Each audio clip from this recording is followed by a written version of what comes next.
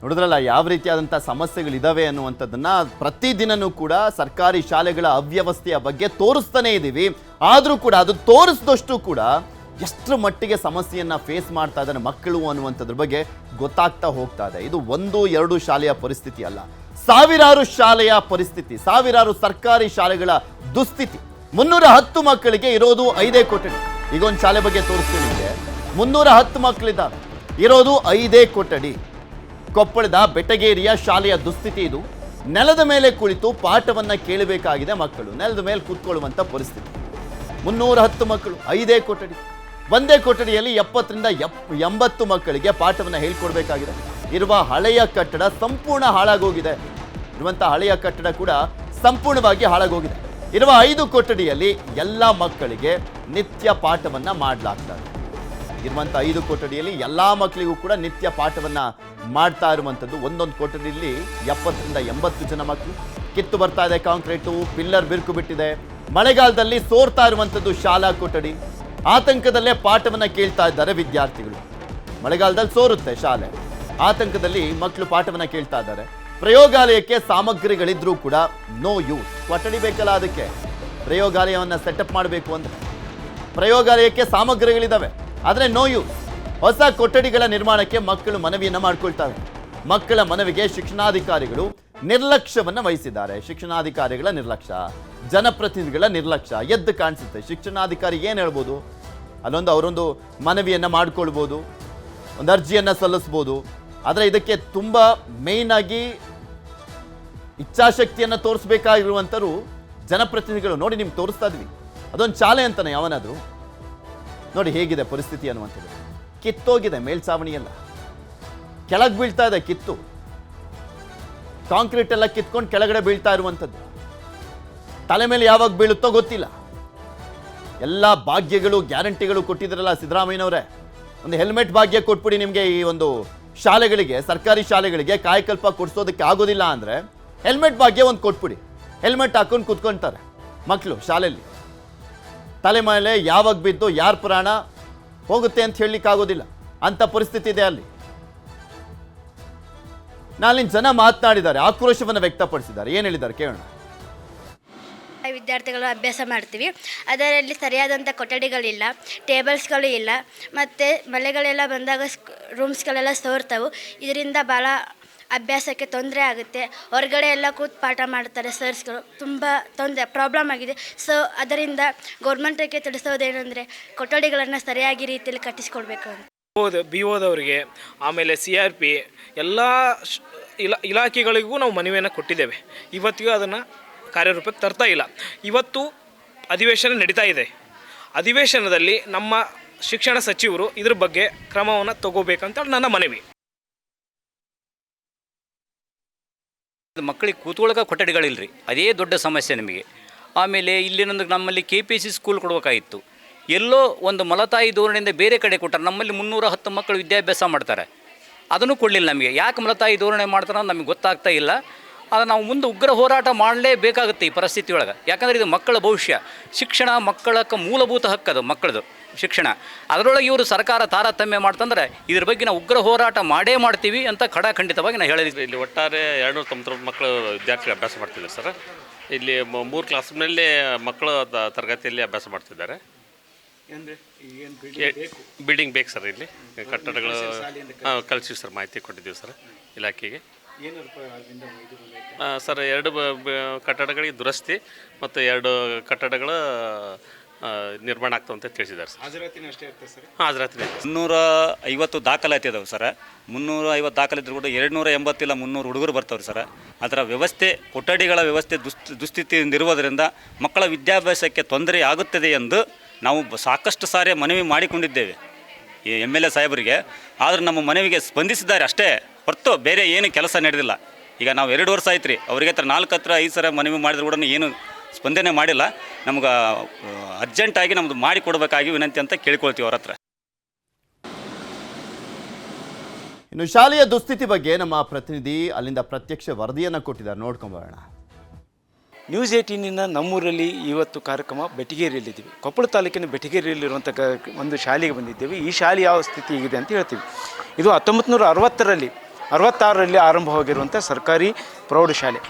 ಈ ಶಾಲೆಯಲ್ಲಿ ಈಗ ಸದ್ಯಕ್ಕೆ ಈ ಗ್ರಾಮೀಣ ಭಾಗದಲ್ಲಿ ಇವತ್ತು ಮಕ್ಕಳ ಸಂಖ್ಯೆ ತೀರಾ ಕಸಿತಿದೆ ಅನ್ನುವಂಥ ಸಂದರ್ಭದಲ್ಲೂ ಸಹ ಇಲ್ಲಿ 310ಕ್ಕೂ ಹೆಚ್ಚು ಮಕ್ಕಳು ಇಲ್ಲಿ ಹಾಜರಾತಿ ಇದೆ. ಇದು ಏನು ದಾಖಲಾತಿಯಾಗಿದ್ದರೆ ಪ್ರತಿ ದಿನವೂ ಸರಿಸುಮಾರು 300 ಮಕ್ಕಳು ಇಲ್ಲಿ ಬರ್ತಾರೆ. ಇರುವಂಥ ಕೊಠಡಿಯಲ್ಲಿ ಮಕ್ಕಳ ಸಂಖ್ಯೆ ಹೆಚ್ಚು ಇದ್ದರೂ ಸಹ ಇಲ್ಲಿ ಮಕ್ಕಳಿಗೆ ಕೂಡಲು ಸಹ ಆಗದೇ ಇರುವಂಥ ಸ್ಥಿತಿ ಇದೆ. ಬಹುತೇಕ ಮಕ್ಕಳು ಏನು ನೆಲದಲ್ಲೇ ಕೂಡಿ ಪಾಠವನ್ನು ಕಲಿಬೇಕಾಗಿರುವಂಥ ಸ್ಥಿತಿ ಇದೆ. ಮತ್ತು ಈ ಮಕ್ಕಳಿಗೆ ಏನು ಶಿಕ್ಷಣಕ್ಕೆ ಬೇಕಾಗಿರುವಂಥದ್ದು ಮೂಲಭೂತ ಸೌಲಭ್ಯದಲ್ಲಿ ಏನು ಕೊಠಡಿ, ಇಲ್ಲಿರುವಂಥ ಕೊಠಡಿಗಳಲ್ಲಿ ಹಿಂದೆ ಇರುವಂಥ ಕೊಠಡಿಯಲ್ಲಿ ಬಹುತೇಕ ಕುಸಿದು ಹೋಗಿವೆ. ಜೊತೆಗೆ ಇರುವಂಥ 3 ಕೊಠಡಿಯಲ್ಲಿ ಮಕ್ಕಳನ್ನು ಅವರು ಓದಿಸಲೇಬೇಕಾದ ಅನಿವಾರ್ಯತೆ ಇದೆ. ಆ ಕಾರಣಕ್ಕಾಗಿ ಇಲ್ಲಿ ಕಂಪ್ಯೂಟರ್ ರೂಮ್ ಆಗಿರ್ಬೋದು ಮತ್ತು ಬೇರೆ ಬೇರೆ ಇವುಗಳನ್ನು ಸಹಿತಕೊಂಡ್ರೂ ಸಹ ಮಕ್ಕಳು ಇಲ್ಲಿ ಸಾಕಷ್ಟು ಇದೆ. ಮತ್ತು ಇಲ್ಲಿರುವಂಥ ಶಿಕ್ಷಕರಿಗೂ ಸಹ ತೊಂದರೆ ಆಗುತ್ತಾ ಇರುವಂಥ ಸಂದರ್ಭದ ಏನಂದರೆ ಇಲ್ಲಿ ಮಕ್ಕಳಿಗೆ ಕೂಡಿಸಿ ಪಾಠ ಮಾಡಲು ಸಹ ಸಾಧ್ಯವಾಗದೇ ಇರುವಂಥ ಸ್ಥಿತಿ ಇದೆ. ಮತ್ತು ಇಲ್ಲಿ ಇರುವಂಥ ಏನು ಮಕ್ಕಳು ಏನು ನೆಲದಲ್ಲೇ ಕೂತ್ಕೊಂಡು ಪಾಠ ಕೇಳಬೇಕಾಗಿರುವಂಥ ಸ್ಥಿತಿ ಇರುವಂಥ ಕಾರಣಕ್ಕಾಗಿ ಇಲ್ಲಿ ಮಕ್ಕಳು ಸಹ ಒಂದಿಷ್ಟು ಹಿರಿಮೆ ಕೀಳಿರಿಮೆ ಅಂತ ಸಹಜವಾಗಿ ಬರ್ತಾ ಇರೋದು.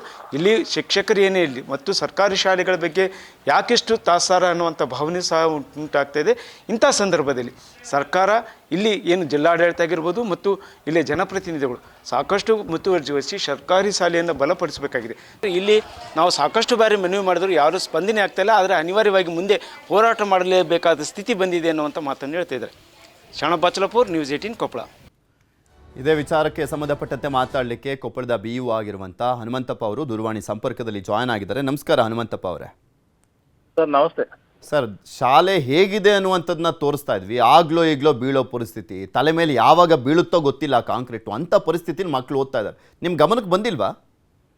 ಸರ್ ಗಮನಕ್ಕೆ ಬಂದಿದೆ, ನಾವು ವಿಸಿಟ್ ಮಾಡಿದ್ದೀವಿ. ಹಾಂ, ಈಗ 2 ರೂಮಿನ ಮೇಜರ್ ದುರಸ್ತಿಗೆ ನಾವು ಅದನ್ನ ತೆಗೆದುಕೊಂಡಿದ್ದೇವೆ ಸರ್. ಈಗ ಯಾವಾಗ ಸರ್ ಈ KKRD ಶುರು ಆಯ್ತಾ ಸರ್?